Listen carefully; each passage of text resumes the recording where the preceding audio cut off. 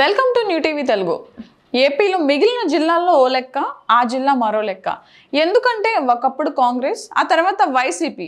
అలాంటి జిల్లాలో తొలిసారి స్వీప్ చేసింది టీడీపీ. అయితే ఆ జిల్లాకు 2 మంత్రి పదవులు దక్కాయి.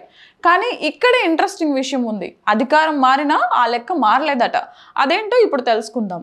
2019లో వైసీపీ అధికారంలోకి వచ్చింది. ఆ ఎన్నికల్లో వైసీపీ క్లీన్ స్వీప్ చేసింది.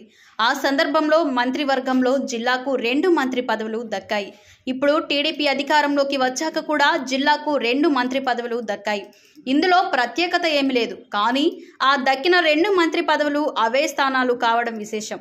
గతంలో నెల్లూరు సిటీ నుంచి అనిల్ కుమార్ యాదవ్, ఆత్మకూరు నుంచి దివంగత మేకపాటి గౌతమ్ రెడ్డి, ఈ ఇద్దరికి తొలి విడత మంత్రి పదవులు దక్కాయి. ఇప్పుడు కూడా అవే నియోజకవర్గాల నుంచి గెలుపొందిన నెల్లూరు సిటీ నుంచి పొంగూరు నారాయణ, ఆత్మకూరు నుంచి విజయం సాధించిన ఆనం రామనారాయణ రెడ్డిలకు తొలి విడత జాబితాలో మంత్రి పదవులు దక్కాయి. ఇది యాదృచ్ఛికంగా జరిగాయా, సమీకరణాల్లో వచ్చాయా అన్నది అలా ఉంచితే వరుసగా 2 పర్యాయాలు ఆ 2 నియోజకవర్గాల ఎమ్మెల్యేలు మంత్రులు కావడం ఆసక్తికరంగా మారింది.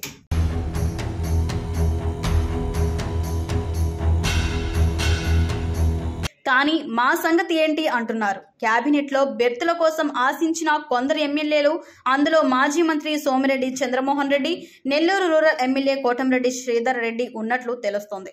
కోటంరెడ్డి నెల్లూరు రూరల్ నుంచి హ్యాట్రిక్ కొట్టారు. 18 నెలల ముందే అధికారాన్ని వదులుకొని వైసీపీకి రెబల్గా మారి టీడీపీలో చేరారు. నారా లోకేష్ యోగలం పాదయాత్ర రాష్ట్రంలోనే సూపర్ సక్సెస్ చేసి చూపించారు. ఎమ్మెల్యే కోటంరెడ్డి శ్రీధర్ రెడ్డి తమ్ముడు కోటంరెడ్డి గిరిధర్ రెడ్డి యాత్ర విజయవంతం కోసం కృషి చేశారు. నారా లోకేష్ కూడా ఆ సందర్భంగా నెల్లూరు రూరల్లో కోటంరెడ్డి బ్రదర్స్ ఎఫర్ట్ ను ప్రత్యేకంగా చెప్పారు.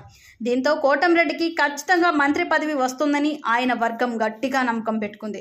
ఇక సోమిరెడ్డి చంద్రమోహన్ రెడ్డి సుదీర్ఘ కాలంగా టీడీపీలో కొనసాగుతూ వస్తున్న సీనియర్ నేత. వరుసగా ఓటమి చెందిన సోమిరెడ్డి ఈసారి మంచి మెజార్టీతో గెలుపొందారు. ఈసారి మంత్రివర్గంలో తన పేరు పక్కా అనుకున్నారు. కానీ నిరాశ మిగిలింది. 2.5 ఏళ్ల తర్వాత అయినా మార్పులు చేర్పుల్లో అవకాశం ఎవరికి దక్కుతుందో చూడాలి.